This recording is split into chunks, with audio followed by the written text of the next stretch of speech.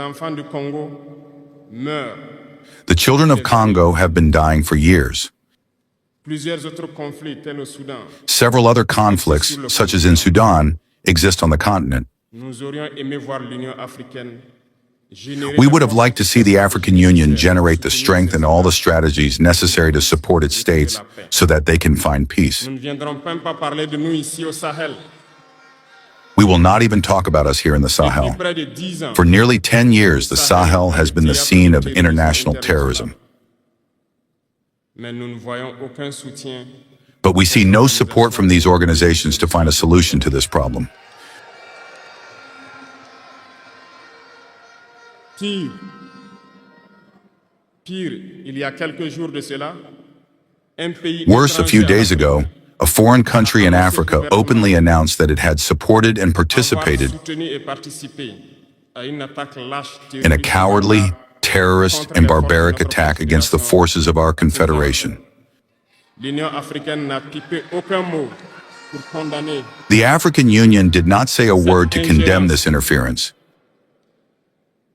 l'Union africaine n'a The pipé African aucun Union mot did pour not say a condamner word cette to condemn this ingérence interference extérieure à la of a foreign state in Africa in the internal affairs of our states. de nos États. Et ce coup de gueule, je souhaiterais I would like them to hear this shout qu'ils sortent donc de leur silence and get out of their silence and take action so that the youth can believe in the African Union. The situation that is in Congo is worsening day by day, and people are dying every day. Refugees are adding up every time, every moment, and it has been very difficult for people to control this situation. And it's high time that the UN, together with the other officials, should get together and find a solution for Congo, because Congo is dying and people are dying. Innocent people are dying every day, every time. And the reason as to why Congo is going through the problems that it's going through, it's because of the minerals that are in Congo and because of the assets and the resources that are in Congo. Many countries, even some countries in Africa, I know, are really fighting Congo, and the reason is because of the minerals that are found in Congo.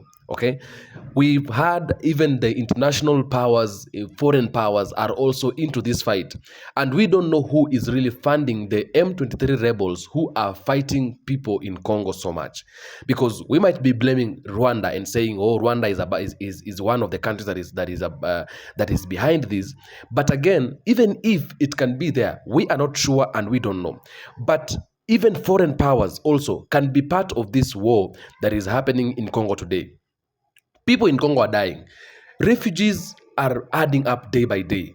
Okay, innocent people, children, they are dying in Congo. Congo has been now a place of conflicts. Everybody is experiencing tough time in Congo, and it is high time that people should take action and try to find a solution for the problems and for the misfortunes that are happening in Congo, because it's getting worse and the problems are getting bad every day. Okay, yesterday something happened in Congo and a lot of people were displaced. Okay, even the prisons, they were bombed down, and prisoners decided to escape because they could not manage the situation. People are sleeping outside. There is nowhere they can go. The main reason for the problem of Congo is the minerals and the resources that are in Congo. The problem in Congo has not started yesterday. The problem in Congo, it is something that started a long time ago.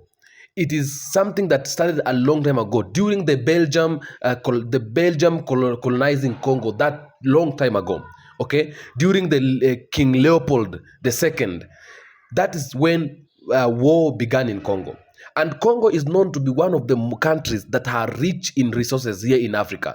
Okay, so every country and every people, they are fighting to make sure they're getting some part of it, some part of Congo, some part of the resources, and some part of the assets that we are having in Congo. The question we should be asking ourselves, who are the people who are finding rebels, and who are the people who are making Congo go through the problems that it's going through today?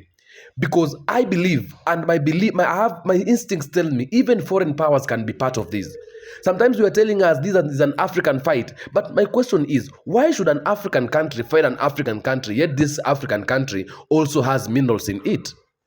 That is the question we should be asking ourselves, because you cannot just wake up one day, begin fighting your neighbor when you have the same thing that your neighbor has. So even foreign powers can be part of this war, and we don't know. Whoever is funding the people that are actually fighting, the people who are fighting people, the rebels and all those people in Congo, should be held accountable for this, because it's getting worse and people are dying, children are dying, nobody's going to school. The situation is worse and worse and worse. The situation is worse. Yesterday, Kenyan embassy in Congo was burned down, and they were saying that Ruto is intruding into the matters of Congo. But my question is, has UN tried to find a solution for this? Because if things like this would be happening, then the UN should be finding solution to make sure it is solving something. This is a very big problem. It's a very critical condition for the people of Congo and for Congo in particular. But we need to find a solution and for this situation, because if you don't find a solution, many people are going to die. I want you to listen to what PLO Lumumba is saying, because this problem that is happening in Congo today, it is not a problem that started yesterday. Congo has been fighting for the last 40 years. These fightings has not ended for all this time. It has continued and continued and continued. And the problem is worsening and people are dying. Okay, it is something that is not good. It is something that is very bad, and we need to find a solution for whatever it is that is eating Congo. I want you to listen to what PLO Lumumba is saying about Congo and about the source and the roots of the war that is happening in Congo today. Take a look. Conflict that is pitting Congo. Some say that the Rwandese are involved because the people that are fighting as M23 are of Tutsi stock, but they are Congolese. They come from around Kivu. The fact that a boundary was drawn by the colonialists and put them in a country that is now known as DRC, at one time was known as Zaire or Congo Kinshasa, does not make them Rwandese. So the M23 was formed deliberately because the people who are then christened as the Banyamulenge thought that they were being discriminated against. They thought that the Congolese administration in Kinshasa was telling them to go to Rwanda, which is not their country.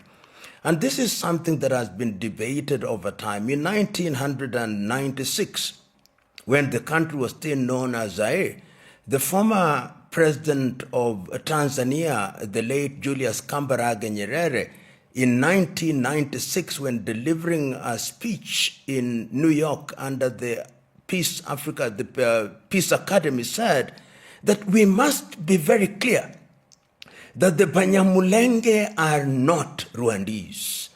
The Banyamulenge or the Tutsi who are to be found or who are found in Kivu are Congolese. Because the colonialist border put them in DRC, Congo, and some in Tutsi, does not make them Rwandese. So the M23 was created deliberately for the purpose of protecting the interests of the Tutsis who are Congolese citizens. However, it must be understood that there have been accusations and counter-accusations, with the administration in Kinshasa saying that the Rwanda administration is aiding the M23. Rwanda, on her part, has said that because the war spills over into Rwanda occasionally, they are always on a defensive and sometimes in an offensive mode.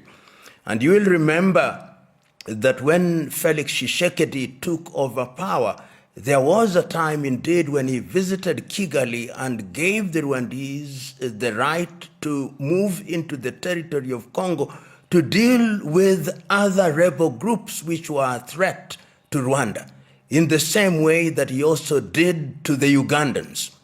The fallout now is that diplomatically there is now a problem between Rwanda and the Democratic Republic of Congo, and the accusations are that the Rwandese administration is using M23 to destabilize DRC and also to take resources.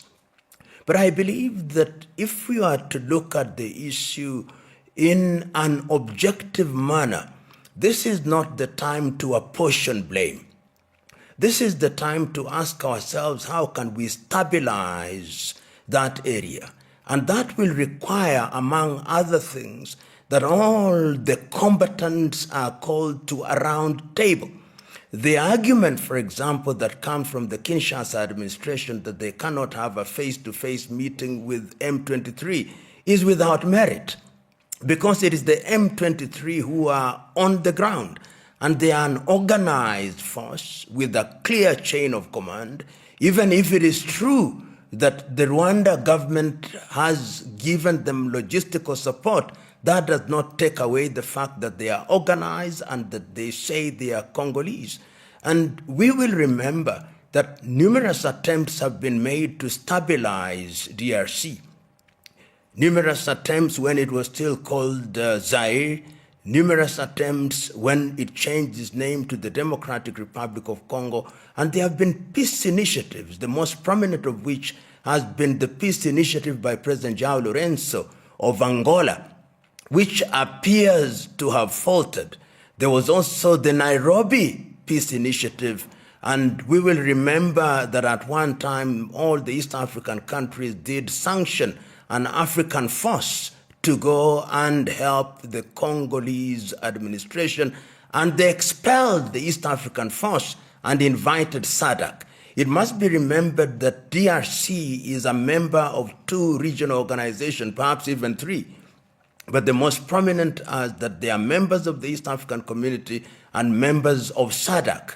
And as we speak now in the year 2025, it is the SADC forces that are prominent in that area. Internationally, we also have the UN, MONUSCO, which has been there for a very long time. And this is not the first time that M23 have actually invaded Goma and occupied Goma. There was a time when they did, but the things have escalated in a manner that was unprecedented, with the consequence that the Kinshasa administration severed diplomatic ties and asked that the Rwandese ambassador winds up their diplomatic activities within 48 hours. It is in that context that the Kenyan President William Ruto, who is the current chair of the East African Community, then said, let us have an urgent meeting in order to resolve the problem. But from where I sit, such an urgent meeting will only be to stabilize and possibly call for a truce. But we've got to look at the long-term issues. I know others outside of the continent have also offered to mediate. President Erdogan of Turkey did offer to mediate, and that was immediately dismissed by the Congolese, which begs the question, how do we deal with the Congo problem in the context of the combatants who are present and who have demonstrated that they have sufficient firepower to overwhelm the Congolese forces? We talk much more about M23 and also talk about Banyamulenge, but remember that researchers tell us that there are anything between 100 and 120 armed groups, some of which are mercenaries and are involved with miners from different parts of the world. So that even if you negotiated with M23, what do you do with the other armed forces? From where I sit, and there are people who share the view that I take, you need a thorough examination of the situation in Congo. You need to have a conference which is an all-party meeting to look at mediation of the conflict in a proper manner. And I am of the view that all heads of state in East Africa should congregate. All heads of state in SADC should congregate. And perhaps if the AU was a strong body, it is not. This would be done under the aegis of the AU, so that you don't have single mediators. in order to underscore the significance of the situation or the gravity of the situation, heads of state should do the initial heavy lifting with certain guarantees being demanded of the parties involved. Short of that, we are in danger of having an all-out war in the same manner that we had in 1996 and 1997, when we had what was called the first Congo War and Africa's first World War. And we then had a similar one in 2001, 2003. So there is wisdom in this thing happening. I hope that on the 29th day of January 2025, the initial meeting between President Tshisekedi and President Kagame, and in the presence of other heads of state, will break the ice, because breaking the ice will then ensure that we have a path towards which lasting peace can be realized and certain accommodations being made. Finally, it is important to point out that it is unwise for African leaders to use colonially created and inherited boundaries as a basis for shutting out populations.